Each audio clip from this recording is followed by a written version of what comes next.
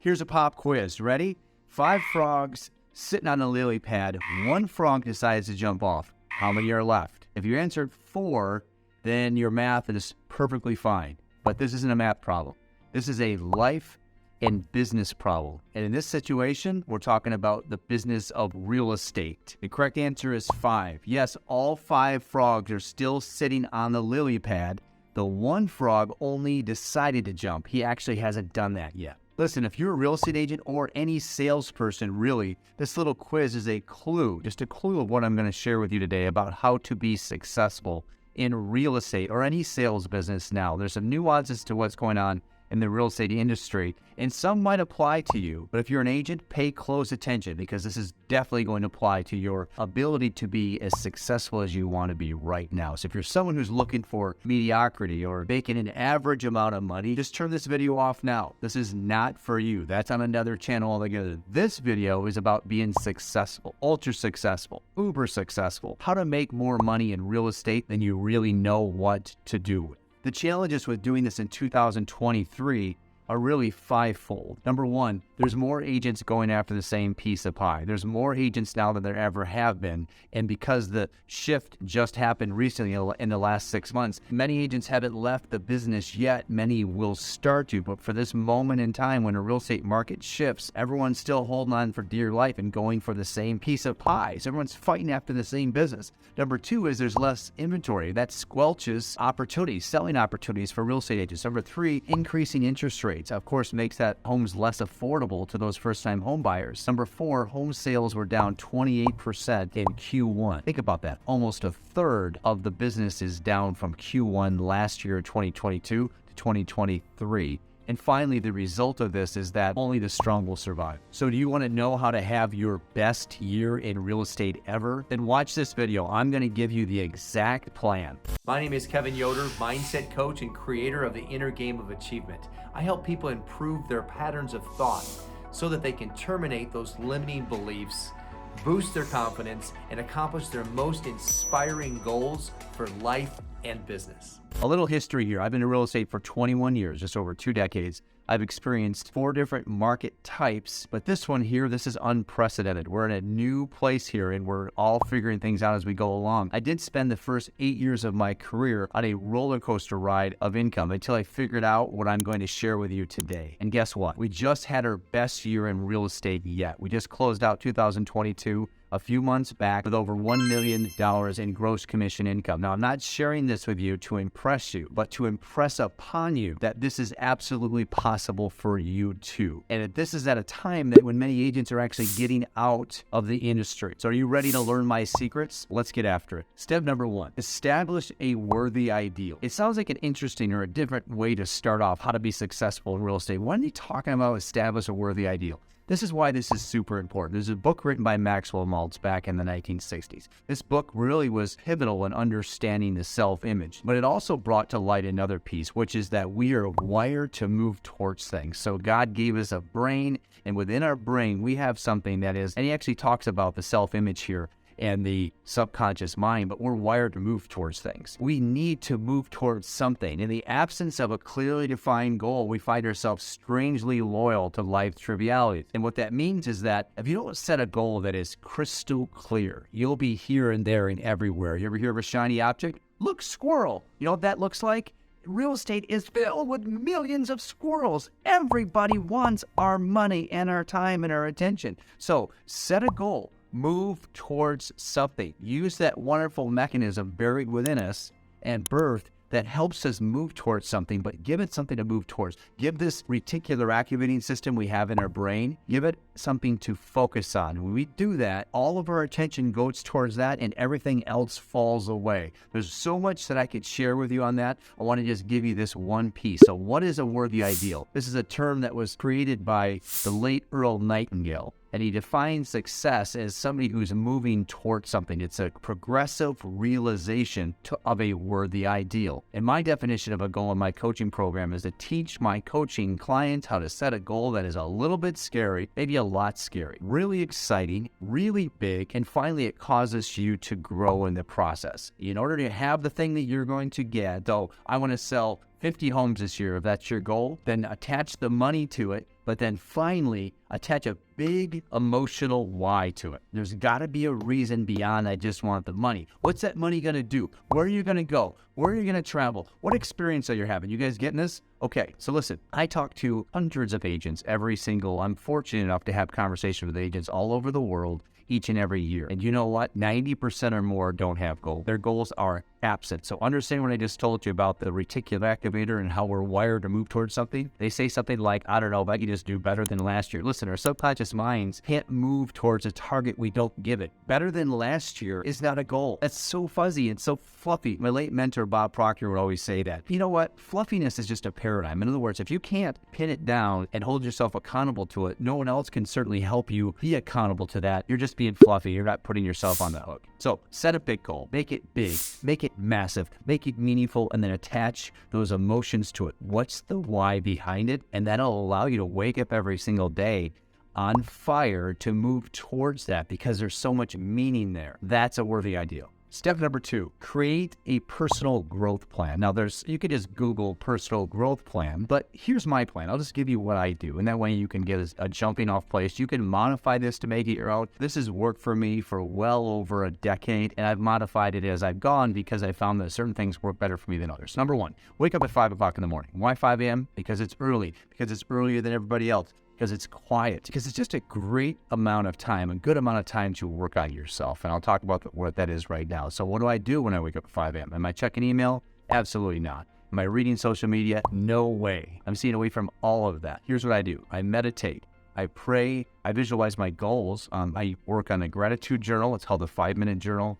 I study and read for 30 minutes, and then I exercise for about 25 or 30 minutes. That's the plan. And what this does is it allows us to tap into and synchronize our mind, body, and spirit all in sync, puts you on fire. So it's, again, not what you're usually going to hear as far as a success plan for real estate agents, but I can tell you something, that once you get centered, once you work on yourself, you connect with your spiritual side, you work on your mind, your brain, you're learning and taking new information in, and then you're going out and you're also experiencing gratitude. You're grateful for the day, you're grateful for your body, you're grateful for your mind, you're grateful for your family.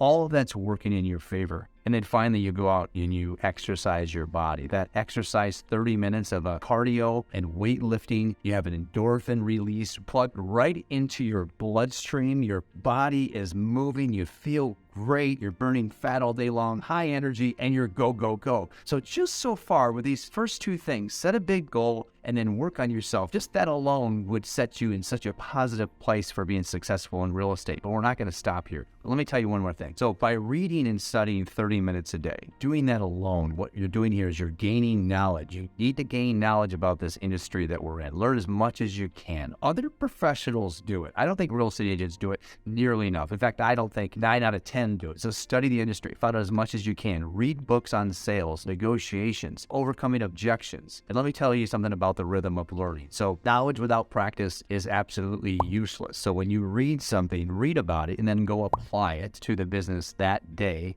And then you experience it, you see it in action, and then you take that experience back to your reading. You know, if I were to read something here in Think and Grow Rich, and I was going to go right to the section of auto-suggestion, for example, I would learn how to do that. I would read it.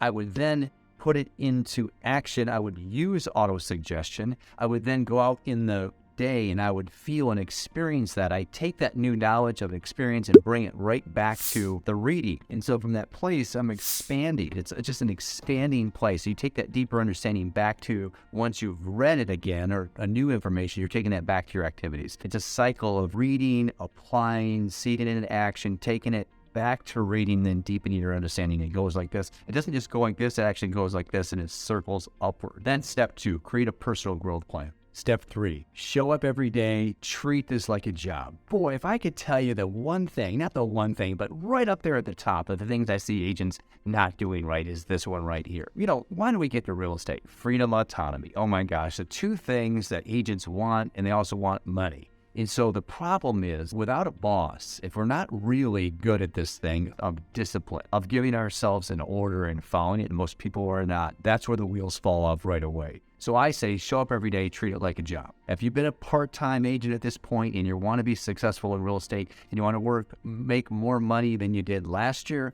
and at the job you had before, it's time to change. Do you claim that you hustle in business, but you put in 30 hours? Does your bank account reflect someone who has been showing up and doing the work every single day? If not, then it's time to reevaluate your schedule. It's time to get real about this one. It's time to treat this like anybody else that's going after something would do. It's time to be a professional. It's time to turn the corner and turn pro. So I always advocate showing up every day, treating it like a job, and then time blocking your DPIs. What are DPIs? Dollar productive activities. What are those? Lead generation, marketing, presenting, and negotiations. Those are the 4 things that we can do that are going to actually move the needle in our business. All the other things, we can be delusional all we want, but if they're not dollar productive, we're not really moving the needle in our business every single day. It's like having a restaurant with a, not saying open, but rather having it say closed. Step number 4, niche down. Ask the question, what's one thing I can learn in this business, in this real estate industry that I can learn better than anyone else? Learn the one thing. Choose a discipline and then go deep on it. Don't go wide with 7 disciplines.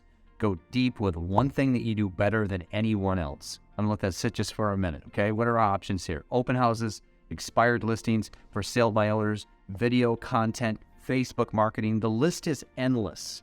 But I'll give you one fair warning. There's one fair warning here. When you look at all of your potential options, not all of these put you in the direct path of potential buyers and sellers. Some do, some do not. When I say direct path, that means that you're here and they're here. There's a line between the two. Some of them kind of like do like this. Some of them might not ever lead you to a ready, able, and willing seller. If you want to survive and not just survive, if you want to thrive in the next decade in real estate, I've got news for you. You've got to learn how to be able to effectively influence complete strangers to take action with you. This is the only discipline that you can learn that's going to be duplicatable, repeatable, and scalable now and for the rest of your real estate career. This means telephone prospecting, for sale by others, expireds, circle prospecting, and calling past clients and your sphere of influence each and every day. There, I said it. And finally, step 5, work with the law of compensation. I started off this video by sharing with you a story about the frogs and the lily pad, and only one decided to jump off, but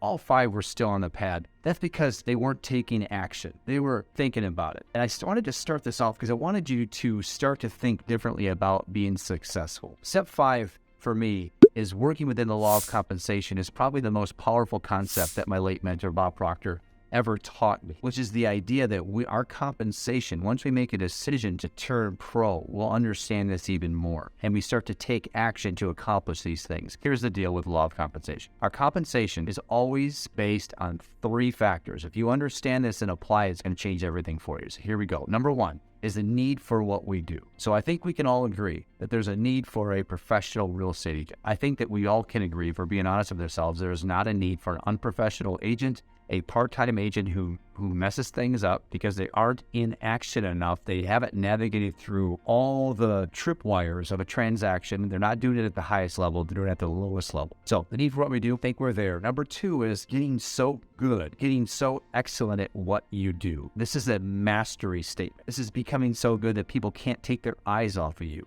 And along with that is being so good at what you do is providing so much value in the marketplace that you become invaluable. That's a standalone statement, and I think it's worth repeating. Step number 2 in the law of compensation is become so damn good at what you do that people cannot take their eyes off of you. You're the best in the world. I already described that in one of the steps above, but I wanted to repeat it back here, buried within the law of compensation, because when you do number 2, you'll automatically take care of number 3, which is you're absolutely irreplaceable or gosh darn difficult to replace. Meaning if you were to leave the industry, if you put your hand in a bucket of water and you pull your hand out, the water remains the same. What happens if you were to leave the real estate industry? Is there a ripple effect you've left behind? Is there a void in the marketplace that's left unfilled? We should hope, we should work towards, we should make a committed decision that we are going to be so darn good at what we do that people cannot take their eyes off of it. And when you do all 5 of these steps, you set meaningful goals, you work on a personal growth plan, you niche it down, you show up every day and treat it like a job, and then finally you work within the law of compensation, mastering your craft, you will be absolutely unstoppable. There's nothing you can't accomplish in this business. And by the way, as the effect of that cause, you will make so much money, you will not know how to do it. You will not know what to do with it. And you can use that with your family, and you can extend that on and do anything you need to. And forever and ever, amen, you'll know that you have something. You've done something. You've accomplished something. And in real estate, you can be, do, and have anything you want once you get these 5 down. I hope you've committed these to memory. I hope you've taken diligent notes, and that this is going to serve you today. If this has resonated with you and you want to learn more about this is exactly what I teach in my coaching program. We're right here. This is the essence of it. If you like this stuff, you want to learn more, if you want to be more, do more, and have more. And by the way, my coaching program is not just for real estate agents. It's for entrepreneurs that want to be more, do more, and have more in both in life and business. And they want to do that right now. And also, they know that their way isn't working out. So if you want to grab a free breakthrough strategy call with me, click on the link below, and I'll share with you about the program, a little bit about what you're looking to accomplish in life and business, and we'll see if it's a good match. Go out there and make things happen today.